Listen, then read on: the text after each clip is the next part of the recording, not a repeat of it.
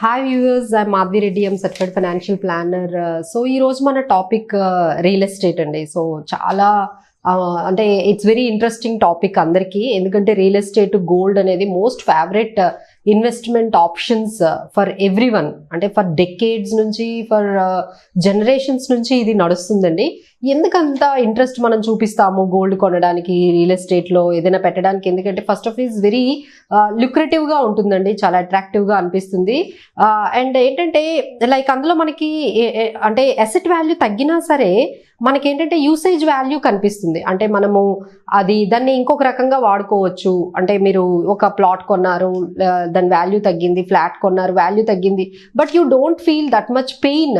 Rather you feel more pain if it is any reduction in the price of stocks and bonds. Stocks price తగ్గాయి అనుకోండి, మనం చూస్తాం కదా టీవీల్లో వాటిల్లో, ఈరోజు మార్కెట్ క్రాష్ అయింది, ఈరోజు ఇంత పడిపోయింది అని అంటూ ఉంటారు. కానీ మొన్న బంగారం చూస్తే ఒకేసారి పడిపోయింది. అలానే మనకి రియల్ ఎస్టేట్ కూడా పడిపోవడం కూడా చాలాసార్లు చూస్తాం. కానీ ఎందుకు అంతగా మనము దానికి రియాక్ట్ అవ్వము? కానీ స్టాక్స్, బాండ్స్ పడిపోతే మాత్రం మనం చాలా రియాక్ట్ అవుతాము. సో ద ఓన్లీ థింగ్ ఏంటంటే అది మనకు కనిపిస్తూ ఉంటుంది, దానికి యూసేజ్ వాల్యూ ఉంటుంది అనే ఒక ఉద్దేశంతో. ఇంకోటి ఏంటంటే మనము ఈ పర్టికులర్ అసెట్ క్లాసెస్ ఏదైతే గోల్డ్ ఉందో, రియల్ ఎస్టేట్ ఉందో, మనం చాలా దాన్ని ఎట్లా అంటే పేషెన్స్గా ఉంటాము. అంటే దాని రిటర్న్స్ ఒక 10 సంవత్సరాలైనా అవనియండి, ఒక 20 సంవత్సరాలైనా అవనియండి అనే టైం ఇస్తాము. బట్ వేరే as it comes to shares and bonds ఎట్లా ఉంటాయంటే, కొంచెం తగ్గిపోగానే స్టాక్ ప్రైస్ కొంచెం తగ్గిపోగానే ఇమ్మీడియట్గా మనం అమ్మేయడానికి చూస్తాము. ఇమ్మీడియట్గా we feel that we have lost. But అదే థింగ్ మనకి స్టాక్ మార్కెట్, అదే థింగ్ మనకి రియల్ ఎస్టేట్లో కానీ లేకపోతే గోల్డ్ విషయంలో జరిగితే మనం చాలా పేషెన్స్తో ఎదురు చూస్తూ ఉంటాము. సో ఇందులో ఇప్పుడు మనం ఏంటంటే ఒక 4-5 టైప్స్ ఆఫ్ పీపుల్ అండి. రియల్ ఎస్టేట్ మీద ఈరోజు మనము మొత్తం కాన్సన్ట్రేట్ చేస్తున్నాం కాబట్టి ఇందులో ఒక 5 రకాల అంటే టైప్స్ ఆఫ్ ఇన్వెస్ట్మెంట్ స్ట్రాటజీస్ ఉంటాయి. ఒక స్ట్రాటజీ ఏంటంటే దాంట్లో అంటే ఒక ల్యాండ్ లార్డ్ లాగా మీరు దానిని ఒక ఓనర్షిప్ని తీసుకొని దాన్ని కొన్ని ఇయర్స్ వరకు అంటే ఒక రెంటల్ వాల్యూ కోసం కానీ లేకపోతే క్యాపిటల్ ఎప్రిసియేషన్ కోసం కానీ మీరు దాంట్లో ఇన్వెస్ట్ చేస్తూ ఉంటారండి. సో దీన్ని మనము ఓనర్షిప్ని మనం ఎంజాయ్ చేయడం అనేది, రెంటల్ని ఎంజాయ్ చేయడము, క్యాపిటల్ ఎప్రిసియేషన్ ఎంజాయ్ చేయడము, ఇది ఒక కేటగిరీ టైప్ ఆఫ్ ఇన్వెస్టర్స్ అండి. సెకండ్ కేటగిరీ ఆఫ్ ఇన్వెస్టర్స్ ఎలా ఉంటారు అంటే, ఇన్వెస్ట్మెంట్ ఏదైనా ఒకటి తీసుకొని దాన్ని ఇంకొంచెం రెనోవేషన్ చేయించడం కానీ లేకపోతే రిపేర్ చేయించడం కానీ ఇంకొంచెం కన్స్ట్రక్షన్ చేయటం కానీ డెవలప్ చేసేసి మళ్ళీ అందులో నుండి ఎగ్జిట్ అయిపోతూ ఉంటారు. సో వీళ్ళు ఒక రకమైన కేటగిరీ ఉంటుందండి. ఇంకొకటి ఏంటంటే రియల్ ఎస్టేట్ ట్రస్ట్లు అవి కూడా ఉన్నాయండి. రీసెంట్గా అంటే మ్యూచువల్ ఫండ్స్ ద్వారా కూడా మనం రియల్ ఎస్టేట్లో పెట్టచ్చు, రియల్ ఎస్టేట్ ట్రస్ట్లు కూడా వచ్చాయి. సో ఏంటంటే ఒక గ్రూప్ ఆఫ్ పీపుల్ అందరూ కలిపి ఒక కమర్షియల్ ప్రాపర్టీని కానీ లేకపోతే ఏదైనా ఎస్టేట్ని కానీ మనం ఓన్ చేసి దాంట్లో వచ్చిన క్యాపిటల్ గెయిన్స్ని, రెంటల్ ఇన్కమ్ని షేర్ చేసుకోవడం.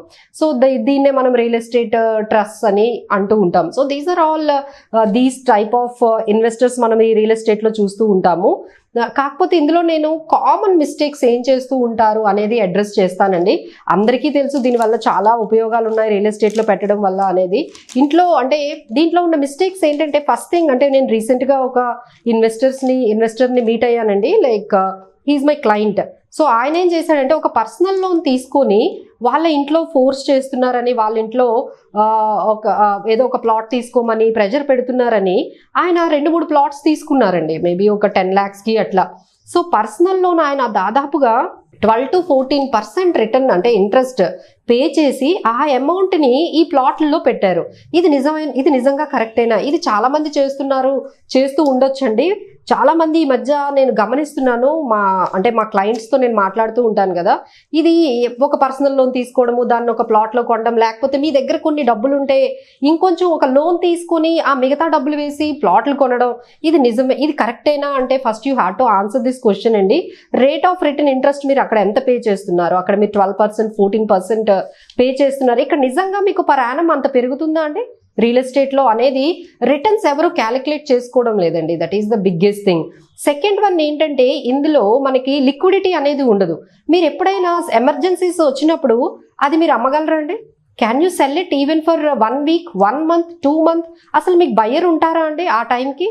ఈజ్ ఇట్ రియల్లీ ఆన్సరబుల్ అనమాట. అంటే మిమ్మల్ని మీరు క్వశ్చన్ చేసుకోవాలండి. ఇది మనం ఒక ప్లాట్ కొంటున్నాము, కొనిన తర్వాత మనకి ఎప్పుడైనా అవసరమైతే ఎమర్జెన్సీస్ వచ్చినా, లేకపోతే ఒక 2-3 మంత్స్లో మీకు మీ అమ్మాయి చదువు కోసం కానీ లేకపోతే ఇంకేదైనా మీరు నిజంగా ఆ ప్లాట్ అమ్మాలి అంటే ఎవరైనా బయ్యర్ ఉంటారా?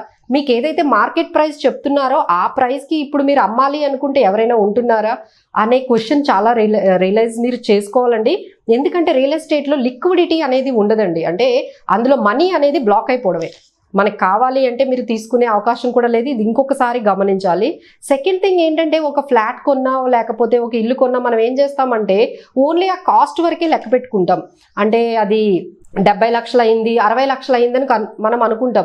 బట్ జిఎస్టీ ఎంత కడుతున్నాము, రిజిస్ట్రేషన్స్ ఎంత కడుతున్నాము, దాని మీద మనము ఫర్నిషింగ్స్ చేస్తున్నాము, లేకపోతే వీఆర్ ఇన్వెస్టింగ్ మోర్ ఆన్ ఇప్పుడు నౌవేడేస్ మనము ఇంటీరియర్స్ మీద పెడుతున్నాము. అవన్నీ కాస్ట్ మీకు ఆల్మోస్ట్ 30-40% ఉంటుందండి. అంటే 100 రూపీస్ మీ కాస్ట్ అయితే 30 రూపీస్ ఈ జిఎస్టీ రిజిస్ట్రేషన్ ఇంటీరియర్ కాస్ట్ అవుతుంది. కానీ అమ్మేటప్పుడు మాత్రం మనం అవన్నీ కూడా చూసుకోము.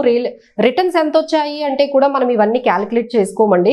సో ఫుల్ కాస్ట్ అనేది మనము తీసుకోకుండా బడ్జెట్ లేకుండా మనము వెంటనే ఆ ప్రాపర్టీని బై చేయడము, దానివల్ల అదేంటంటే లాంగ్ టర్మ్ అది మనకి అవుతుంది. కాబట్టి అంటే ఒక రకమైన లాంగ్ టర్మ్ కమిట్మెంట్ ఉంటుంది. కాబట్టి మీరు ఫుల్ కాస్ట్ని కన్సిడర్ చేసి నిజంగా మనం ఇది ఇంత బేర్ చేయగలమా, అదర్వైజ్ మీరు అన్నెసెసరీ మీ ఖర్చులు తగ్గించుకొని మీరు మీ లైఫ్ స్టైల్ని తగ్గించుకొని లైఫ్ లాంగ్ అలా ఉండడం కన్నా you have to think one more, can you afford this much of commitment at this of stage where you have other goals also. మనకి ప్రయారిటీ ఉండేటప్పుడు ఒకసారి ఆలోచించండి. అంటే ఇంట్లో అంటే రియల్ ఎస్టేట్ అనేది గోల్డ్ కానీ అది ఒక స్టేటస్ సింబల్గా చూస్తామండి మనం. సో ఇంట్లో వాళ్ళు ఫోర్స్ చేశారని, ఇంట్లో వాళ్ళు కొనమన్నారని చెప్పేసి మీరు అలా, ఎందుకంటే రీసెంట్గా I have met with one client అనమాట. ఆయన కూడా ఇదే చెప్పారు, మా ఇంట్లో వాళ్ళు ఒకటే ఫోర్స్ చేస్తున్నారు మేడం, ప్లాట్లు తీసుకోమంటున్నారు, ఇల్లు కుదరకపోతే అట్లీస్ట్ ప్లాట్ అన్న తీసుకోమంటున్నారు, 20 లక్షలు పెట్టమంటున్నారు అని. ఇట్లా సో వాళ్ళు చెప్పారు కదా అని చెప్పి, లేకపోతే మీ ఫ్రెండ్స్ చెప్పారు కదా, లేకపోతే తక్కువ రేటుకి వస్తుంది కదా అని చెప్పేసి మనము కంపారిజన్ చేసుకోకుండా మిగతా ఇన్వెస్ట్మెంట్స్తో కూడా ఒకసారి కంపేర్ చేసుకోండి. రిటర్న్స్ ఎలా వస్తున్నాయి ఏంటి, నిజంగా మనం ఎఫర్ట్ చేయగలమా. బట్ నా సజెషన్ ఏంటంటే లోన్స్ తీసుకొని మాత్రం please don't by this plots అండి. మీకు డబ్బులు ఉంటే మిగతా ఇన్వెస్ట్మెంట్స్ కూడా చాలా అయిపోయాయి, ఇంకొంచెం ఏదైనా కొత్త ఇన్వెస్ట్మెంట్ మీరు చేయాలి అనుకుంటే maybe you can venture it out. But అదే పనిగా డబ్బులు ఉన్నప్పుడల్లా మీరు ప్లాట్స్ కొనడం అనేది it is not a right thing అండి.